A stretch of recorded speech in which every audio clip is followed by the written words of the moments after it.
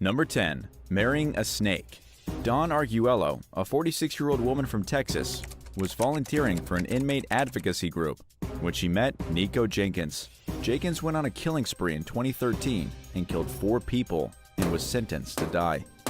Jenkins had gone on an insane rampage for 8 long days across Nebraska, killing indiscriminately before he was finally apprehended. He's been described by a psychiatrist as a psychopath. He's a crazed killer who spent all of his life in and out of prison.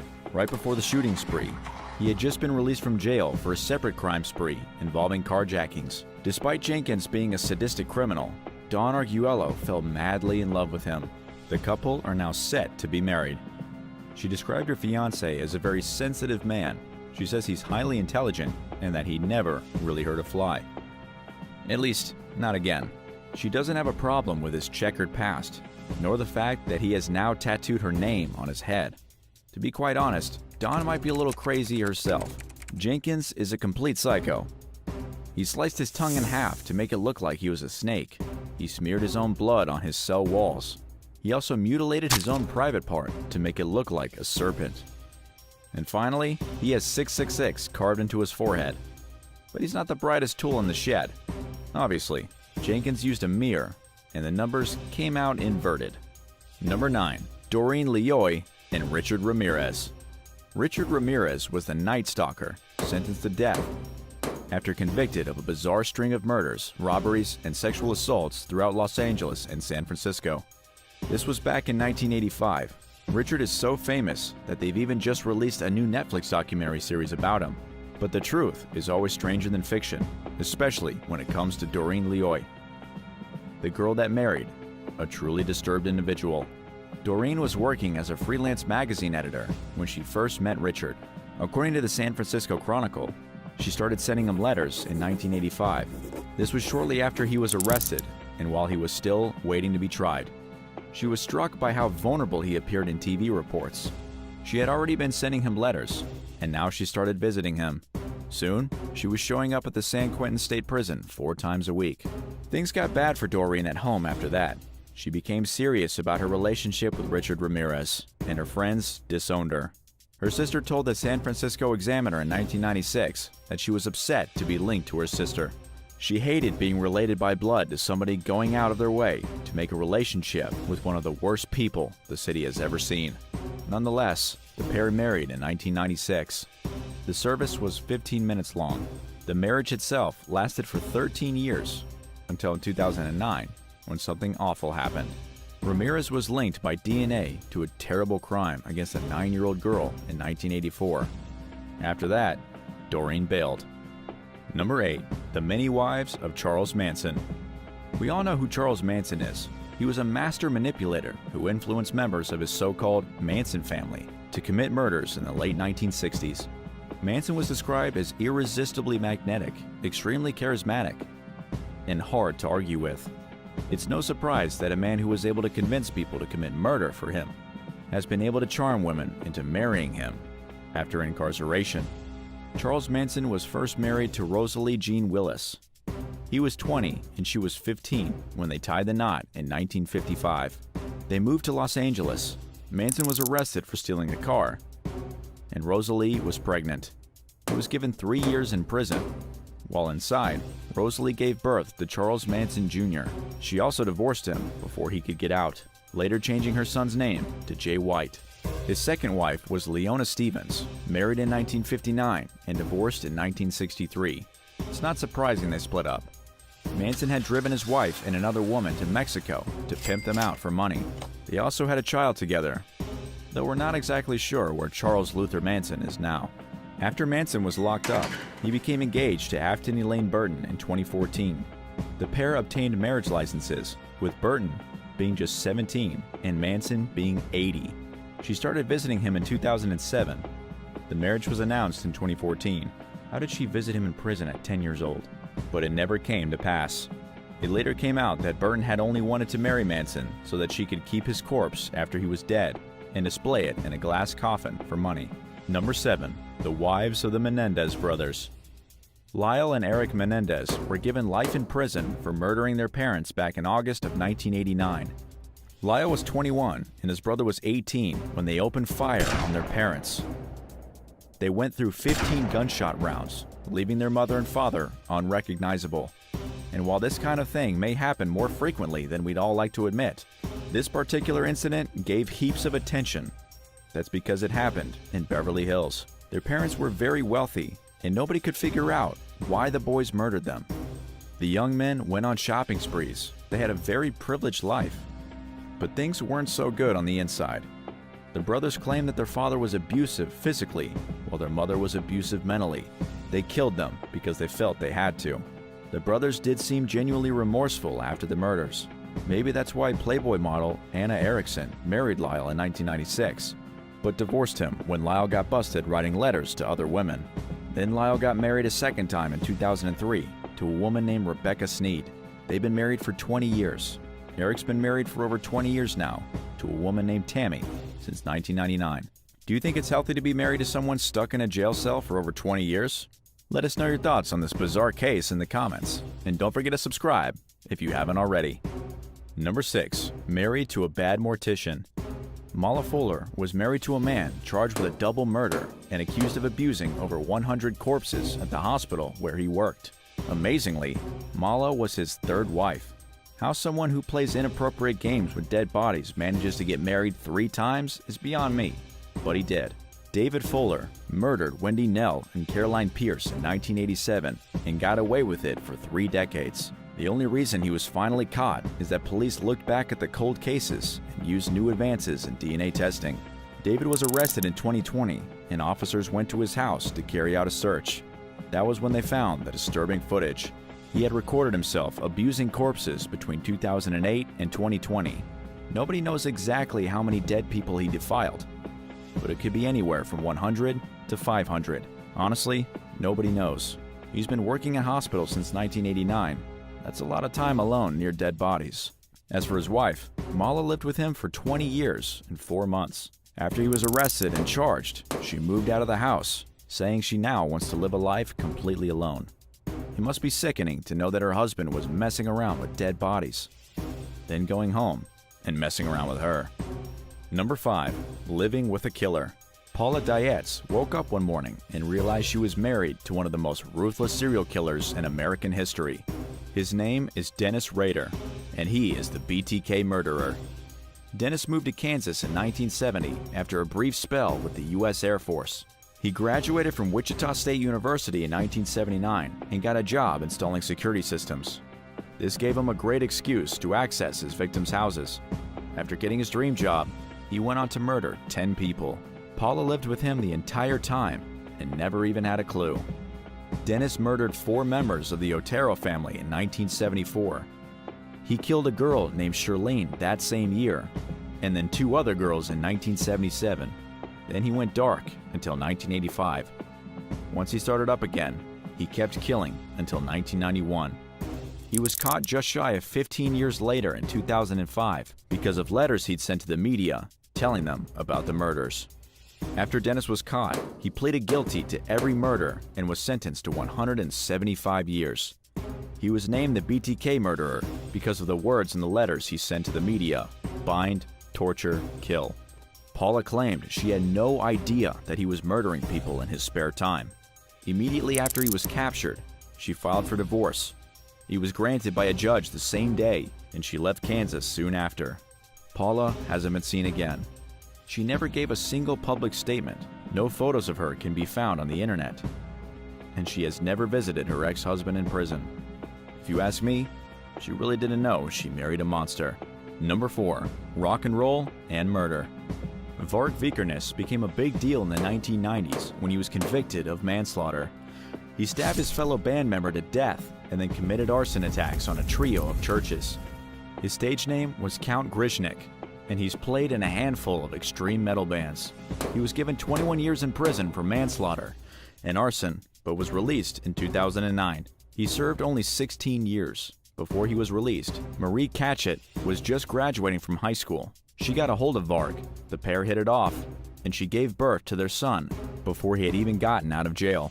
In Norway, the rules are a bit more relaxed about what you're allowed to do while locked up.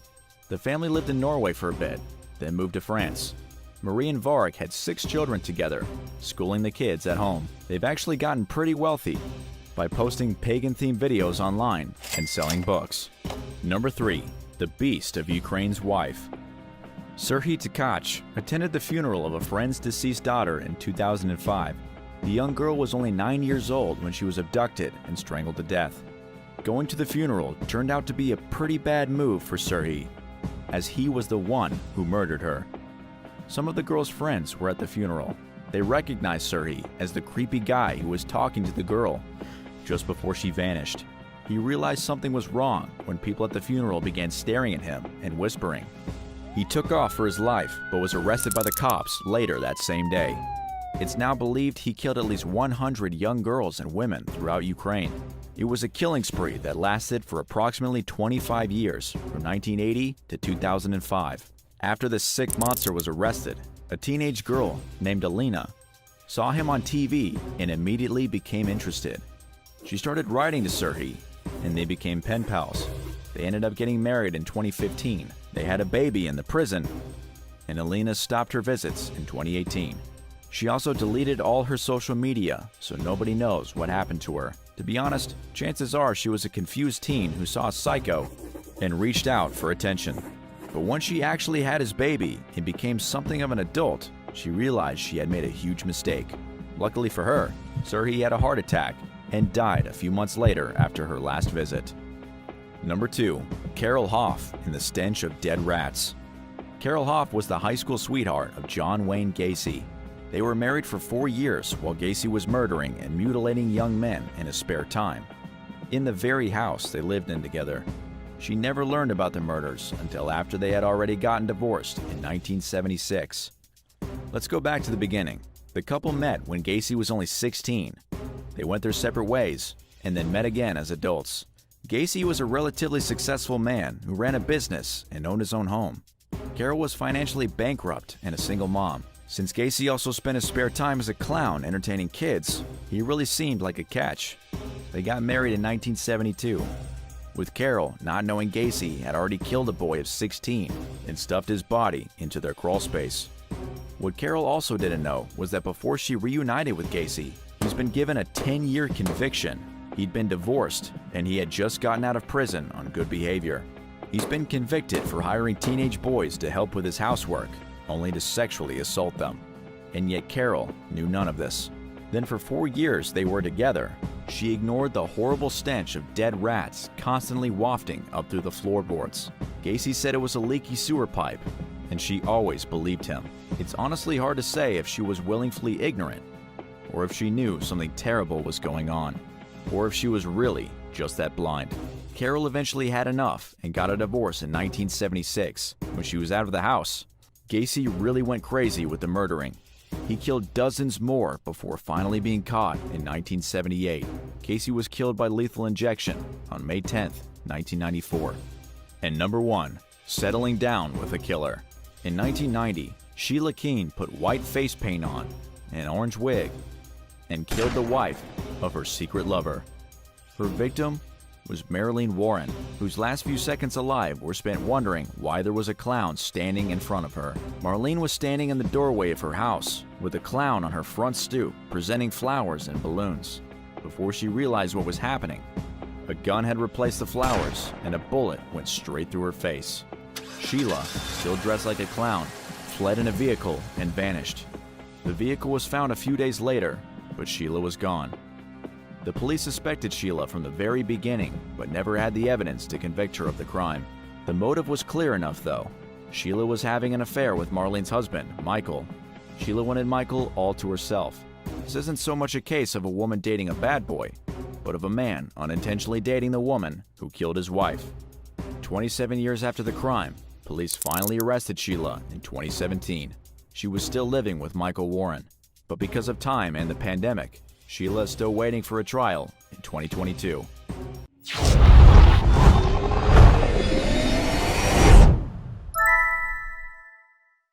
Number 9. Henry T. Nicholas III.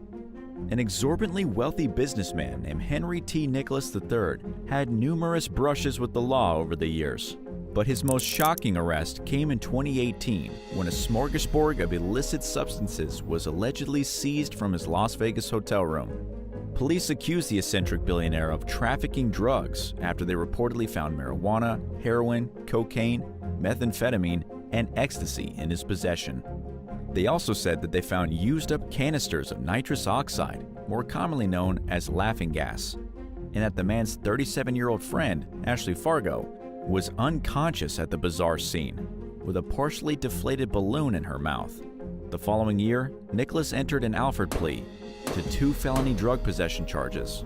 An Alford plea is a guilty plea in which the accused does not admit guilt to the crime, but acknowledges that there were likely enough evidence to result in a guilty plea. The prosecution dropped several more serious charges and agreed not to pursue a jail sentence if Nicholas and Fargo attended drug counseling, performed 250 hours of community service, and donated $1 million to a drug treatment and rehabilitation program. Apparently, if you're rich enough to donate that much money, you don't get in that much trouble. Number 8. Farouk Abdullah.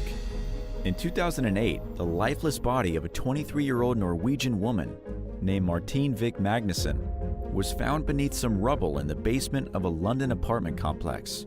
Someone had strangled her to death and dumped her body there after she was last seen alive at a nightclub over a mile away. Investigators appealed to the public for help identifying the man that Martine was last seen with before her death. Their search led them to billionaire Farouk Abdullah, a fellow student that the young woman attended university with and one of Yemen's wealthiest men. By then, Abdullah had fled the UK for Cairo. From there, it's believed that he traveled to the Yemenite capital of Sana'a, where he reportedly retained a lawyer. Around the same time, London's Metropolitan Police named Abdullah as the prime suspect in the case. A little over a month after Martine's murder, a man in his 50s was arrested on suspicion of assisting the killer. In an apparent breakthrough earlier this year, a woman in her 60s was arrested for the same reason. While the development marks a major milestone in the fight to bring the murderer to justice, police admittedly still have a lot more work to do. Martine's heartbroken loved ones continue to campaign tirelessly for the slain woman's suspected killer to be held accountable for the allegations against him. Meanwhile, detectives continue to investigate the case and have publicly reminded Abdullah that they won't stop until justice is served. They put the pressure on him to return to the UK and face the music once and for all, but so far, it hasn't happened. Number 6. Robert Durst. Collectively worth around $8.1 billion, the Durst family owns vast amounts of real estate in New York City and Philadelphia. Their fortune goes back generations to the company's founding in 1915.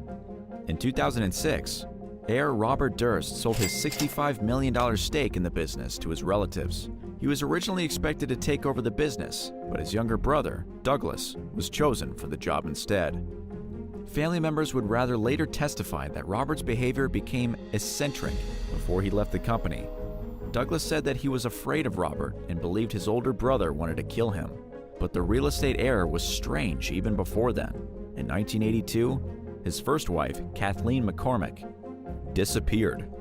Robert had always been a suspect in the case, which remains unsolved to this day. Then, in 2000, his best friend, Susan Berman, was found dead in her Los Angeles home. She had been shot execution style. Berman had facilitated Robert's alibi in his wife's disappearance, and the LAPD had reportedly called her and said that they wanted to discuss the case right before she was killed. It's unknown whether Susan was actually contacted by law enforcement. Just months earlier, Durst had heard that the case regarding McCormick's disappearance had been reopened, and he had gone into hiding in Galveston, Texas. Things took an even stranger turn in 2001 when the man's elderly neighbor, Morris Black, was found dead and dismembered. Once again, Durst was considered a suspect. He served some time in jail on lesser charges relating to the death after a jury believed his claim that he killed Black in self-defense. The senior citizen was paroled in 2006. Robert was finally charged with Susan Berman's murder in 2015. By then, he had made news headlines for dressing as a woman and pretending to be mute as a way of avoiding questions about his wife's disappearance. Durst was finally sentenced to life in prison late last year. He died behind bars earlier this year at the age of 78. Number 5. Detained Yacht. Russia is not being seen in a very favorable light by most, amid Vladimir Putin's ongoing attempt to take over Ukraine. Consequently, economic sanctions have been imposed against the Russian government and several of the country's elite politicians and business people. The punishment prompted a mass exodus of superyachts owned by the ultra-wealthy, who scrambled to move their beloved boats from Europe to Maldives and other countries that don't have extradition treaties with the United States. Included amongst these super-rich yacht owners is Dmitrovich Pompyansky, the owner of Russia's largest steel pipe manufacturer, and a vessel called the Axioma. But it seems as though he may not have gotten the yacht to penalty-free territory. Reuters recently published footage of the Axioma moored off the British overseas territory of Gibraltar, where it was reportedly detained by authorities. It's one of hundreds of Russian-owned superyachts that had sanctions imposed against them. And it seems as though the Western countries are keeping their promise to hold those targeted by the sanctions responsible for their alleged role in or responsibility for Russia's despicable actions in Ukraine. The Gibraltar government confirmed that it had given the Axioma permission to enter the port, where it was subject to an arrest by a leading international bank of Gibraltar's Supreme Court. A state further explained that the vessel was being detained until further notice, but failed to go into detail about the exact legal claims being levied against it. Soon after news broke about the Axioma being stopped, headlines reported that several other Russian-owned yachts were being detained in Gibraltar and France, including 2 vessels belonging to sanctioned billionaire Alexei Kuzmichev. Number 4. Mikhail Fridman. Russian oligarch Mikhail Fridman is one of the country's most elite figures who are facing economic sanctions imposed by the West due to the country's horrifying invasion of Ukraine. Following the invasion, Fridman and several other extremely wealthy Russians living in London lost access to their own money as the European Union and the UK blocked their bank accounts, credit cards, and ATMs. He told the Spanish news outlet El País that he got a very limited stipend for taxis, food, and other necessities. British authorities determine how much of his own fortune he's allowed to spend, and it's not a lot of money considering the cost of living in London, according to Fridman, who founded the largest private bank in Russia. Speaking with Bloomberg recently, the billionaire said that he had to apply for permission to spend any money in the UK when the sanctions first went into effect. Fridman later told El País that he wasn't sure if the amount he was approved for would be enough to realistically live in London. He complained that he can't even take anyone out to dinner and has been relegated to eating inside the mansion he paid £65 million for in 2016. But Fridman isn't even sure if he'll be able to keep the home or to continue living in the expensive city, and he's upset by the treatment he's received since the Ukraine crisis began. He argued that he's invested billions into Britain and other countries and has lived in London for 8 years. The disgruntled oligarch also described the sanctions as unfair and ineffective, and that powerful Russian elites like himself lack the power to convince Putin to get his military out of Ukraine. Fridman made it clear that he built his business on his own merit, in other words, without the Russian government's help, and that he has no way to convey messages to Putin or influence the leader in any other way. Number 3. Benny Steinmetz. Benny Steinmetz is an Israeli billionaire who made his fortune in the diamond mining industry. Last year, he was convicted of bribery in both Switzerland and Romania for allegedly paying the ex-wife of Guinea's former leader for exclusive mining rights. He was sentenced to 5 years in a Swiss prison in order to pay a $56 million fine, but has yet to serve his time or pony up. The 65-year-old was arrested a few weeks after the verdicts were handed down when his private jet landed in Greece. His capture came with the help of an Interpol Red Notice, which alerts authorities worldwide to a wanted person. He was released from custody on the agreement that he would remain in Greece while he worked out his legal issues. Romanian authorities filed an extradition request, but a Greek court denied it based on the claim that Steinmetz's right to a fair trial in Romania has been violated. The beleaguered billionaire continues to maintain his innocence as he appeals his convictions from Greece. Number 2. Roman Abramovich. As Russia and Ukraine recently prepared to enter yet another round of seemingly endless negotiations to resolve the ongoing invasion into Ukraine, concerns were raised about the possibility of Russian billionaire Roman Abramovich being poisoned. Abramovich and other members of the negotiating group had reportedly experienced symptoms during an earlier round of informal talks. The claims were first brought to light by the Wall Street Journal and the investigative journalism outlet Bellingcat. An insider with first-hand knowledge of the incident told The Guardian that Abramovich began to feel ill during conversations that were taking place in Kyiv. His eyes and skin became inflamed, and he ended up losing his sight for several hours. The source also claimed that Abramovich and Ukrainian member of parliament, Rustem Umerov, were among a group of discussion attendees who received medical treatment in Turkey after leaving Ukraine. Thankfully, everyone quickly recovered, and based on the dose of poison that was probably used, it seemed as though the culprit did not plan to kill anyone, according to Bellingcat. It's more likely that the poisoner wanted to sabotage talks to end the war. Meanwhile, a U.S. official told Reuters that there was no evidence that suggested that anyone was poisoned, and that the cause of the mysterious symptoms were most likely environmental. On that note, the details surrounding the incident are murky, so it's impossible to know for sure exactly what, if anything, happened. And number 1, Trevor Milton. 39-year-old Trevor Milton founded the zero-emissions truck company Nikola Motors in 2015. He became a billionaire in a surprisingly short time, and in 2020, he began a business relationship with General Motors. But it all came crashing down just days later when the investment research firm Hildenberg Research released a report accusing Milton of making numerous false statements and describing Nikola Motors as an intricate fraud. Milton promised to respond to the allegations via Twitter, but failed to follow through. In the meantime, Nikola stock fell dramatically. The company denied some of the report's allegations and called its claims misleading. But Bloomberg and the Financial Times were able to confirm some of the details in the report, suggesting that it was at least partially factual.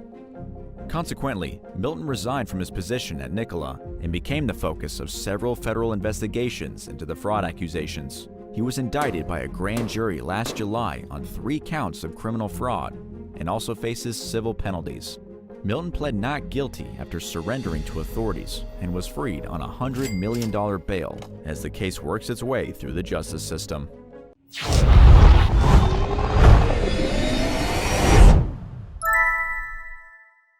10. One terrified grandmother. In Texas, a 90-year-old grandmother was caught on video desperately trying to protect her 21-year-old grandson from being arrested by a group of police officers. The bizarre incident happened in 2020. Footage shows the exact moment Ty Anders laid down on his front lawn as 3 Midland police officers pointed their firearms at him. And all because he failed to yield at a stop sign on a Saturday afternoon. The young man was clearly terrified. He was yelling at the police to please put their guns down, crying that he was scared, and yeah, you can't really blame him. He clearly wasn't armed, he was lying on the ground, and yet 3 police needed to put their guns in his face. In the middle of it all, his grandmother strolled up in a pink dress with her walking stick to try and get between the cops and her grandson. Ty was arrested and taken to jail, then later released on bond.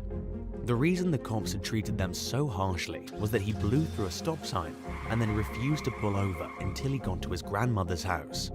Officers say they pulled their guns out when he exited the vehicle and refused to cooperate. 9. Nashville shootout. A video from a Nashville police officer's dashboard camera caught the terrifying confrontation between himself and a woman as they opened fire on one another during a traffic stop gone wrong. Officer Josh Baker pulled over a woman named Nika Nicole Holbert at around 9:30 in the morning in March of 2021. She was driving a Chevrolet Camaro, a vehicle Josh recognized as belonging to a convicted drug dealer wanted on 6 warrants. The officer interrogated Nika, and through the interrogation she became uncooperative and hostile. He discovered drugs in her purse, and that was when he decided to put her in handcuffs. But as he attempted to get the handcuffs on her, things got violent. She didn't want to be arrested. She kept screaming that she hadn't done anything, and so the officer tased her. When he tried to get her into the handcuffs a second time, she pulled out a gun and fired. The officer was hit. He fired back, and Nika got into her car and slammed on the gas. She crashed her car less than a block away. According to the public affairs manager for the Nashville Metropolitan Police Department, a bullet struck Josh underneath his bulletproof vest. His shot was fatal, and Nika was dead by the time she got to the hospital. To make things even more bizarre, this all happened in the parking lot of a Dollar General. People were behind them just trying to get some good deals while bullets were flying over their heads. 8. A Molotov cocktail. At a traffic stop in April of 2021, a deranged motorist attacked an NYPD officer. It was Saturday morning in Brooklyn when the angry motorist threw a Molotov cocktail at the police officer who'd stopped him. It all started with a simple traffic stop just before 8 o'clock in the morning. One officer approached the driver's side door, and the driver threw what was described as a caustic liquid substance in the face of the cop. Then he drove away.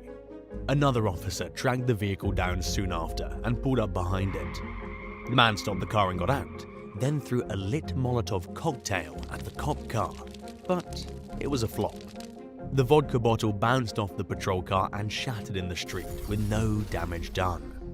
The suspect took off again, crashing his own car. He had no way of escape and the police descended on him. Maybe the craziest part is that the guy had been driving around with a cup full of caustic liquid and a Molotov cocktail. Seems like a weird combination to have on hand. The officer who got splashed with the chemical had to be treated for his burns, while the attacker was taken to jail. 7. Cruelty to a paraplegic. On September 30th, 2021, police officers stopped a man named Clifford Owensby. According to the Dayton Police Department, the man was pulling away from a suspected drug house. When the cops learned his identity, they became aware of his felony past. He'd previously been charged with crimes related to drugs and weapons. Because of that, the officers wanted to bring a canine unit in to look for drugs inside the vehicle. But before the dogs could sniff around, Clifford had to get out of his car. This is where things got ugly. Clifford informed the officers that he could not technically step out of his car because he's a paraplegic. Clifford wasn't being difficult and said he would be happy to comply and get out if the officers could help him. Instead of being human about the situation, the police became agitated and dragged him out of the car by his arms and hair. Then they put his arms behind his back and dragged his limp body across the street. Obviously, the police were in the wrong here. You can't be dragging paraplegic people around on the pavement. At the same time, they did discover a bag of cash which contained $22,000 in the vehicle. It was discovered by the K9 unit, which police say means it was somewhere near illegal drugs. That doesn't excuse their behavior by any stretch of the imagination, but it's important to know the whole story. 6. A mix-up and a concussion. After a traumatizing traffic stop in 2019, teenager Roger Warner filed a lawsuit against the town of Laurel, Maryland. Roger was allegedly pulled over for speeding as part of an ordinary traffic stop. But that traffic stop ended with Roger in the hospital with a concussion and his face covered in bruises. He and his mother are now demanding justice for what they say was a mishandling of the situation on the part of the police. Roger claims Officer David Marvel found his license suspended. Roger told the officer that wasn't true and that there'd been a mix-up. The officer told Roger to drive straight home and figure out the issue. But Roger wanted the officer to understand that he wasn't doing anything wrong and that his suspension issue had already been fixed. It was this arguing that apparently riled up the police officer, who escalated things very quickly. Instead of driving to his house, Roger was pulled out of his vehicle, tossed on the ground, and then hit on his head over and over. 2 more officers even showed up and held him down on the ground. When Roger's mother arrived at the police station, her son was covered in blood and had suffered a concussion. Now they're hoping to get some justice for a situation that spiraled way out of control. 5. Murder by association. Tyler Kennedy was driving 90 miles per hour, 145 kilometers per hour, in his Ford F-150 on March 27, 2021. He crashed his truck into an SUV carrying a family of 5. The accident was horrific, resulting in the death of Michael Dermier, his daughter Georgia, and his fiancée Lauren. The only survivors were 2 young children, although one suffered serious brain trauma and will likely be disabled for the rest of her life. There's really nothing more tragic than half a family being ripped apart by a crazed motorist. But the worst part is that it should have been prevented. Hours earlier, the police had an incident with Tyler because he'd been smoking fentanyl in his vehicle. They discovered drug paraphernalia and pills in his trunk. They also knew Tyler as a criminal with a history of shoplifting, drug abuse, and traffic violations.